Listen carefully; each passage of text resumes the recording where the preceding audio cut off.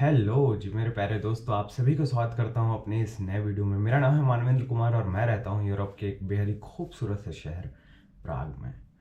तो चलिए जी, आज की इस वीडियो में हम बात करेंगे कि लोग चेक रिपब्लिक आने से कतराते क्यों हैं, या फिर जो आते हैं उनके बैक ऑफ द माइंड ये बातें क्यों चलती है कि हम यहाँ से कहीं और जाने के लिए आए हैं।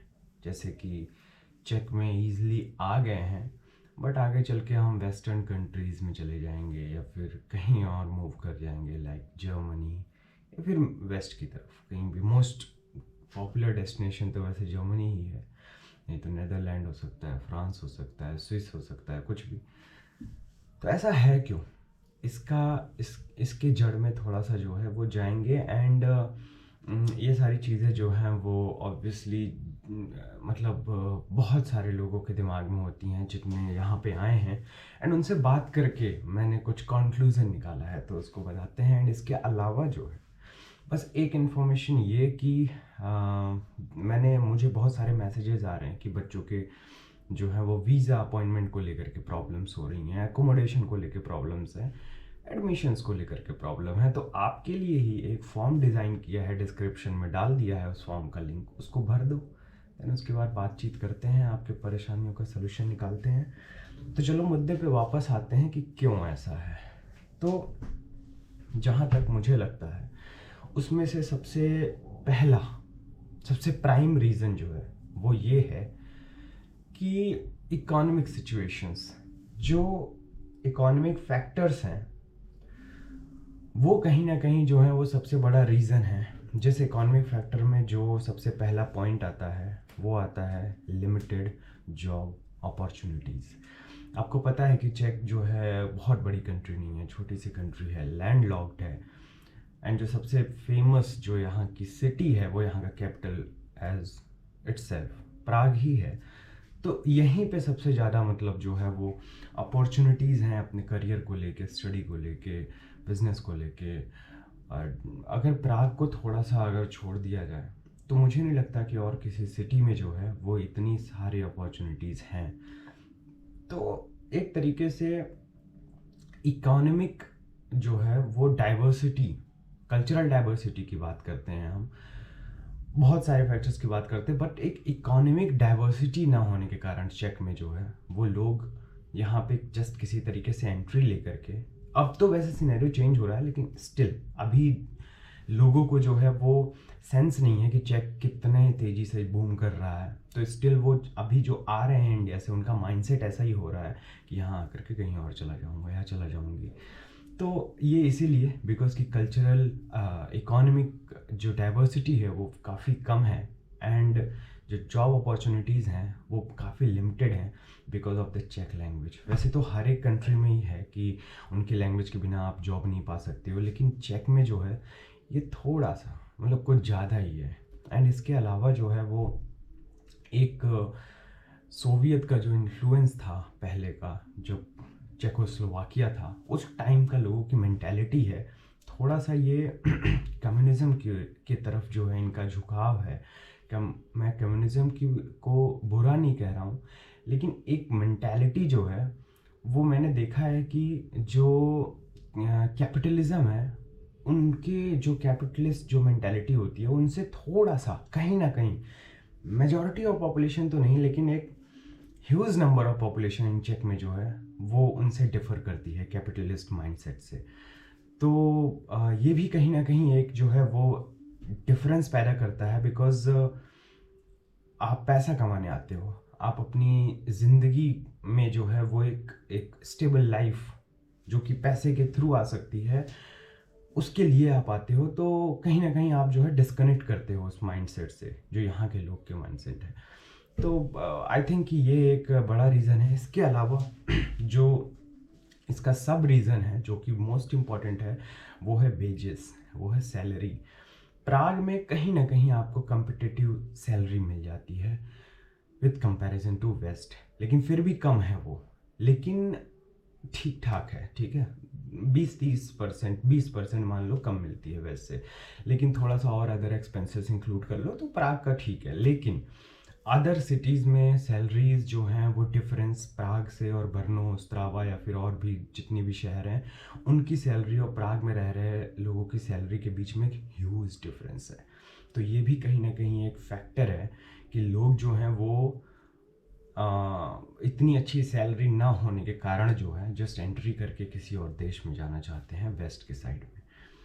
एंड इसके अलावा एक और, अगर आप कॉरपोरेट में जॉब करते हो, अगर आप एक अच्छी हाई पेइंग सैलरी की अगर जॉब करते हो तो उसके हिसाब से एक कॉन्सिक्वेंस क्या है कि हाई टैक्सेस। चेक जो है वन ऑफ द उन यूरोपियन कंट्री में से है जिसका इनकम टैक्स का जो रेट है वो हाईएस्ट है। एक तो सैलरी कम, एक तो उसके अलावा जो आप पे बहुत ज़्यादा कर रहे हो, तो ये कहीं ना कहीं जो है एक बहुत ही मतलब परफेक्ट कॉम्बिनेशन बनता है कि लोग इस बारे में सोचे। लेकिन जैसा कि मैंने बोला, मैं चेक में 1 साल से ज़्यादा हो गया मुझे रहते हुए, एंड मैं कहीं भी जो है वो, मेरे पास भी बहुत सारे क्वेश्चंस थे, लेकिन अब मैं बहुत सारी चीज़ों को लेकर क्लियर हूँ कि यहाँ पे अगर जैसे जॉब की प्रॉब्लम है, इनकम की प्रॉब्लम है, वेजेस वगैरह की प्रॉब्लम है, ये टैक्सेस की प्रॉब्लम, हर चीज़ का सलूशन है। यहाँ बूम कर रही है इकोनॉमी, एंड ऐसे कनेक्शंस, ऐसे नेटवर्क्स इस तरीके से अपने आप को डेवलप करना होगा कि आप इन चीज़ों में ही बेहतर निकाल पाओ। तो तब जा करके चेक आपको जो है वो अदर यूरोपियन सिटीज़ से भी या कंट्रीज से भी जो है वो अच्छा लगने लगेगा एंड काफ़ी फ्रूटफुल लगेगा आपके फ्यूचर के लिए। तो मैं ये बुराई नहीं कर रहा हूँ, बट बहुत ही जेन्युइन रीजंस बता रहा हूँ, मैं माइंडसेट बता रहा हूँ लोगों का जो मुझे पता चला है बात करके। देन उसके बाद चलो अब फटाफट जो है वो कुछ पॉइंट्स हैं उसको कवर करता हूँ मैं, कि जो इमिग्रेशन पॉलिसीज़ हैं, जैसा कि मैं अभी वीडियो में कह रहा था, जिस किसी को अगर वीज़ा के रिगार्डिंग दिक्कत आ रही है या फिर एप्लीकेशन और सारे मतलब जो है इमिग्रेशन चीज़ों को लेकर के, तो वो फॉर्म भर के मुझसे कांटेक्ट करे। बिकॉज मुझे पता चल रहा है कि बहुत सारे जो है इमिग्रेशंस की जो यहाँ पे लॉज हैं, जो इनका तरीका है इमिग्रेंट्स को हैंडल करने का, वो काफ़ी स्ट्रिक्ट होता जा रहा है। वो स्क्वीज़ करते जा रहे हैं अपने इनटेक को, इमिग्रेंट्स हैं उनके, क्योंकि अगेन छोटी कंट्री है, छोटी इकोनॉमी है, तो इसलिए इनकी एक लिमिटेशन है। तो इमिग्रेशन स्ट्रिक्टनेस की वजह से भी कहीं ना कहीं लोग जो हैं वो चेक को जो है अवॉइड करना चाह रहे हैं इन दिनों। इसके अलावा जो है वो कल्चरल एंड सोशल फैक्टर तो है ही, लैक ऑफ डाइवर्सिटी तो वैसे मुझे काफ़ी मतलब हर एक यूरोपियन कंट्री में मुझे दिखती है कि एक ही डाइवर्सिटी है, कि यूरोपियन आर्किटेक्चर, यहाँ के लोग, यहाँ का खान पान, यहाँ का रहन सहन, ठीक है, यहाँ का जो भी लाइफस्टाइल है, वो शुरू होता है गांव से शहर तक सेम ऐसे ही चलता है। बहुत कम आपको एक्चुअल डाइवर्सिटी देखने को मिलेगा। जैसे इंडिया में आप नॉर्थ में चले जाओ तो अलग ही आपको फील है, साउथ में अलग, वेस्ट में अलग, ईस्ट में अलग, तो वो डाइवर्सिटी यहाँ पे नहीं है। बहुत ही शुरुआत में आपको बहुत अच्छा लगेगा, बहुत नया फील होगा, देन उसके बाद आप देखोगे कि ये बड़ा सिस्टमेटिक है एंड इन सेम वे हर इंसान एक्ट कर रहा है। तो कहीं ना कहीं जो है वो एक होता है ना कि क्या कहते हैं उसको, कि सेम पैटर्न, एक पैटर्न सा बन जाता है, तो वो आपको देखने को मिलेगा यहाँ पे कि यहाँ के कल्चर में। देन उसके बाद कल्चरल डिफरेंस जो है वो कहीं ना कहीं कल्चरल डिफरेंस की बात ये होती है कि यहाँ के लोगों का, जैसे कुछ लोग हैं, कि कुछ लोग नहीं, बहुत लोग हैं कि एथीस्ट हैं, वो गॉड के ऊपर बिलीव नहीं करते हैं, वो उनकी कुछ और सोच होती है अपने जीवन में, जो है किसी आध्यात्म को लेके, अपने जीवन के प्रति। तो आप जो है अगर आप एक रिलीजियस पर्सन तो वो आपसे हेट नहीं करेंगे, वो आपके ऊपर कुछ ऐसा मतलब कुछ रिएक्ट नहीं करेंगे, बट एक कंपैटिबिलिटी जो होती है ना एक नास्तिक और एक आस्तिक इंसान के बीच में, वो बड़ी जो है वो कॉम्प्लेक्स हो सकती है। कॉम्प्लेक्स का मतलब कि थोड़ी सी चीज़ें वहाँ पे ऐसा हो सकता है कि आप किसी चीज़ के बारे में आपका एक नज़रिया है, अगर आप गॉड को मानते हो, तो दूसरा इंसान अगर नहीं मानता है, उसका एक अलग नज़रिया है। तो यहाँ के लोग अगर फिट नहीं बैठता है, अगर उनको दिखता है कि जो है वो बात जैसा मैं समझता हूँ वैसा ये सोचता नहीं है, तो कहीं ना कहीं मैंने देखा है बड़ी जल्दी से आपके ऊपर कोई रिएक्शन नहीं देंगे, लेकिन आपसे वो डिस्कनेक्ट होना चाहेंगे। मतलब आपकी बात को जो है वो समझना या फिर उस पर रिएक्ट करना वो ज़्यादा जो है वो मुनासिब नहीं समझते हैं। तो कहीं ना कहीं मुझे ऐसा लगता है कि एक जो बैकग्राउंड्स, कल्चरल और रिलीजियस बैकग्राउंड है, वो भी कहीं ना कहीं जो है उसका उसका मिलनसार होना, इस चीज़ की कमी है चेक में। तो ये भी एक रीज़न हो सकता है जहाँ तक मुझे लगा। इसके अलावा जो है वो फैमिली एंड पर्सनल रीजंस हो सकते हैं, मतलब होते हैं लोगों के जो चेक छोड़ करके जाना प्रेफर कर रहे हैं, जिनकी मेंटालिटी ऐसी है। जैसे कि फैमिली टाइज की, जैसे आपका हो गया कि मतलब अम्मा, आप मान लो कि आप जो है वो यहाँ पढ़ाई लिखाई कर रहे हो, जॉब कर रहे हो, आपकी फैमिली यानी आपके बच्चे, आपकी जो स्पाउस है वो इंडिया में रह रही हैं या फिर कहीं रह रही हैं। चलो आपने उनको भी बुला लिया, एज आप डिपेंडेंट वीज़ा पे आप अपने फैमिली को बुला सकते हैं, बच्चों को एंड अपनी पत्नी को।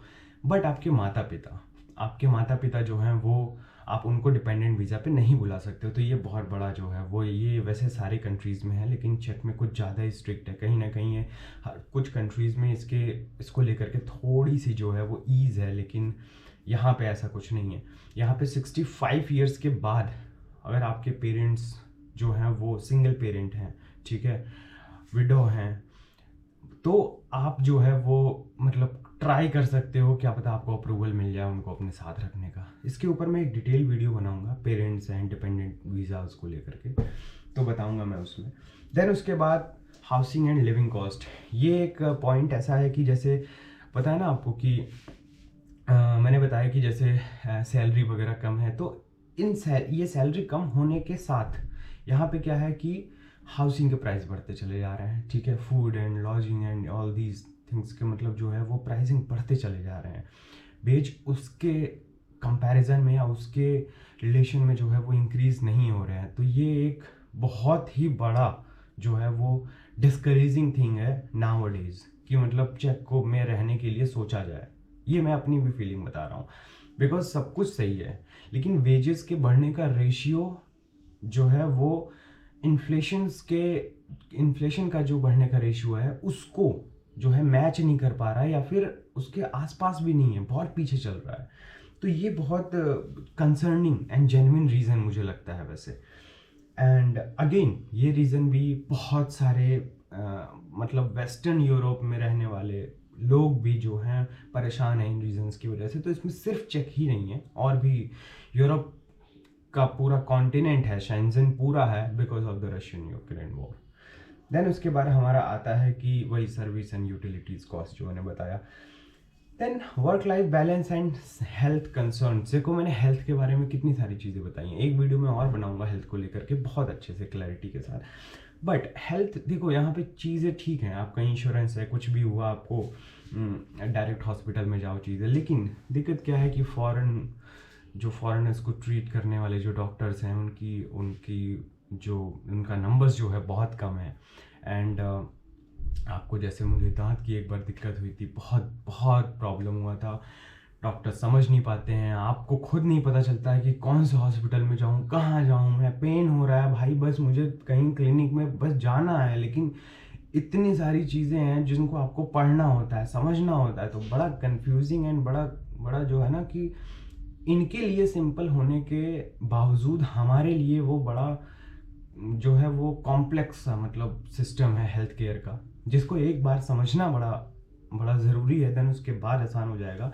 बट कहीं ना कहीं ये जो आपका हेल्थ केयर के जो कंसर्न्स हैं, ये भी एक बहुत बड़ा रीज़न है।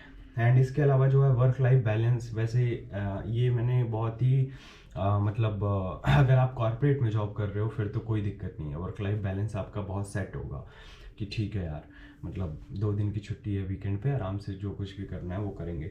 लेकिन अगर आप जैसे रेस्टोरेंट में काम कर रहे हो, आप KFC में काम कर रहे हो, या फिर और भी जगह कहीं पे आप मैन्युअली मस्कुलर वर्क कर रहे हो, वहाँ पर वर्क लाइफ बैलेंस जो है पूरे तरीके से डिस्टर्ब हो जाता है, नहीं पता चलता है कि क्या करूँ क्या ना करूँ। तो ये भी एक बहुत बड़ा रीज़न है वर्क लाइफ बैलेंस को लेकर के, कि आप थक जाते हो काम करते करते, पैसा बनाते बनाते, और मेंटल स्टेबिलिटी की आपकी जो है वो हो जाती है। तो इसलिए जो है ये भी मतलब एक कहीं ना कहीं एक डिस्करेजिंग पॉइंट मुझे लगता है। देन उसके बाद लास्ट पॉइंट की अगर मैं बात करूं तो लास्ट पॉइंट है कहीं ना कहीं लैंग्वेज बैरियर। बट वैसे वैसे जो है ये मुझे इतना कंसर्निंग रीज़न नहीं लगता है, बिकॉज मुझे लैंग्वेज ना आते हुए भी एक वैसी कम्युनिटी में पेनिट्रेट कर रहा हूँ मैं जहाँ पे लैंग्वेज की कम से कम रिक्वायरमेंट हो, जहाँ पे फॉरेनर्स ही हों। तो लेकिन ये तो लकीली जो है ये मैं इस तरीके से मुझे ऐसा एनवायरनमेंट मिल पा रहा है या मैं ऐसा सोच पा रहा हूँ। लेकिन बहुत सारे लोग, बहुत सारे ऐसे सेक्टर्स में काम करते हैं जहाँ पे चेक के ही लोग हैं, चेक लैंग्वेज वहाँ पे बहुत बड़ा बैरियर बन रहा है। जैसे कि आप किसी मतलब यूरोपियन रेस्टोरेंट में काम करो, ठीक है, आप किसी ऐसी जगह पे काम करो जहाँ पे सिर्फ और सिर्फ यूरोपियंस हैं, यानी चेक के लोग हैं, तो बहुत दिक्कत है वहाँ पे। तो लैंग्वेज बैरियर कहीं ना कहीं है। एंड टफेस्ट लैंग्वेज बोलते तो हैं, पता नहीं हो, अगर है तो आप कमेंट बॉक्स में कमेंट करके बताना। तो आई होप कि ये सारे पॉइंट जो हैं वो आपको कहीं ना कहीं थोड़ा सा जो है वो अवेयर करेंगे कि क्या सही है और क्या गलत है इन चीज़ों को जो है नापने के लिए। एंड अपने खुद के पॉइंट ऑफ व्यू से मैं बताऊं तो इनमें से ये सारे रीज़न जो हैं वो अगर आप एक मजबूत दृढ़ विश्वास के साथ अगर आप आ रहे हो चेक में, तो इन सारे रीजंस को जो है वो ओवरकम किया जा सकता है। लेकिन सबके अपने पर्सनली जो है वो सोचने का तरीका अलग होता है। तो मे बी इसमें से कोई रीज़न किसी के लिए वैलिड हो तो वो उसकी वजह से वो चीज़ कर रहा हो, छोड़ के जा रहा हो। लेकिन अगर आपको लगता है कि इन सारे चीज़ों की वजह से जो है वो आप भी फ्यूचर में ऐसा कभी सोच रहे हो आने के बाद कि चेक को छोड़ के कहीं और जाऊंगा, तो आप जाओ, you are free for that. But चेक में आप इन सारे पॉइंट्स को ओवरकम करके बहुत ही हैप्पीली और बहुत सुकून की ज़िंदगी जी सकते हो, बिलीव मी। तो मिलते हैं नए वीडियो में नई बात को करते हुए तब तक मुझे दीजिए इजाज़त। बहुत बहुत शुक्रिया, नमस्कार।